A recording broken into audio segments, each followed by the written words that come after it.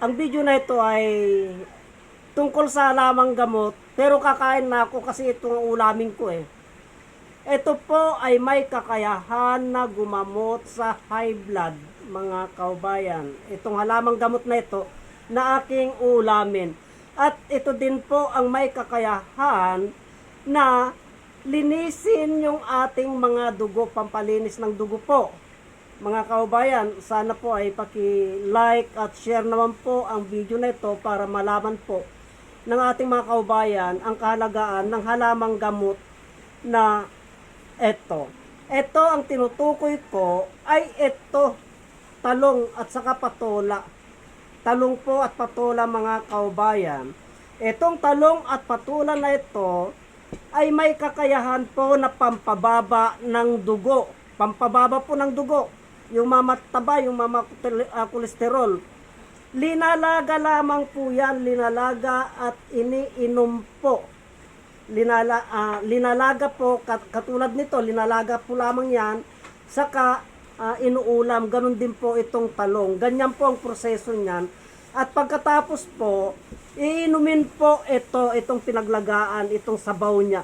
Yan po ay may kakayahan na gumamot sa high blood. Kung talagang high blood po ang sakit ng isang tao, mga kababayan, araw-arawin nyo pong mag-ulam yan ng mga isang linggo. Sisiguraduhin ko po, safety po na bababa ang inyong dugo. Subukan nyo po, wala pong masama, mga kababayan. Basta linagang talong at kahit talong lamang po. Kasi ang talong po ay may pampababa po ng dugo yan. Ang patola po, dahil ang laman niyan, tubig po ang laman nito, yan o. Pampababa po ng dugo yan, tubig po, matubig po ito. At itong pinaglagaan po, ay inumin, yan po ang may kakayahan na gumamot ng high blood. Pabababain niya po ang dugo nyo, mga kaubayan. At itong dahon naman po ng ampalaya, yan po ang ulam ko eh. May kakayahan naman po itong dahon ng ampalaya na linisin yung ating dugo, pampalinis ng dugo yan. At maliban po doon, itong dahon ng ampalaya na linaga po, yung pait po nito ay may kakayahan po yan na gumamot sa ubo. Pag kayo po ay ubo ng ubo, subukan nyo po, maglaga kayo, subukan nyo po, dalasan ninyong kumain ng ampalayang linaga.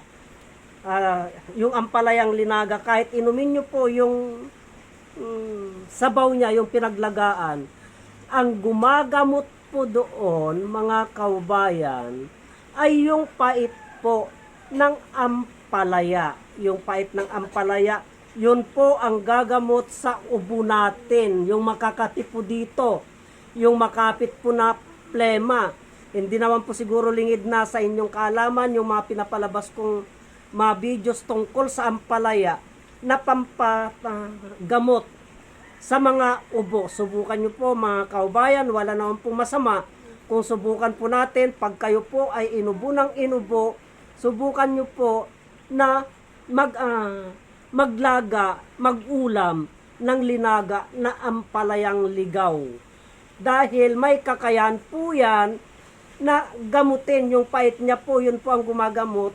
May kakayahan po yan na gamutin yung ubo po natin, yung makakapit na plema, yung makakati po dito. Yan po, mga kaubayan, ang kakayahan ng aking mga ulamin ngayon.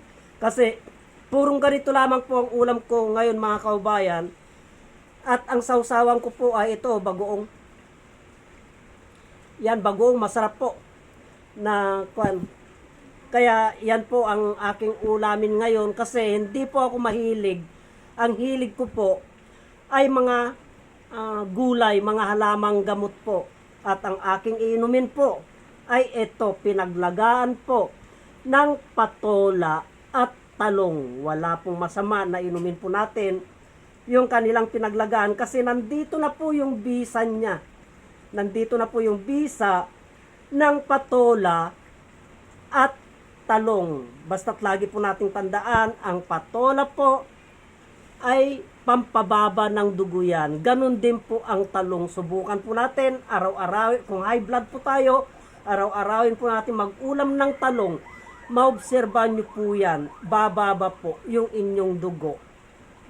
Sana po ay pakishare po ang videos na ito. Paki-like at share naman po mga kaubayan ang videos na ito para sa ganon ay lalo po akong ganahan na magpalabas ng mga halamang gamot. Marami pong salamat.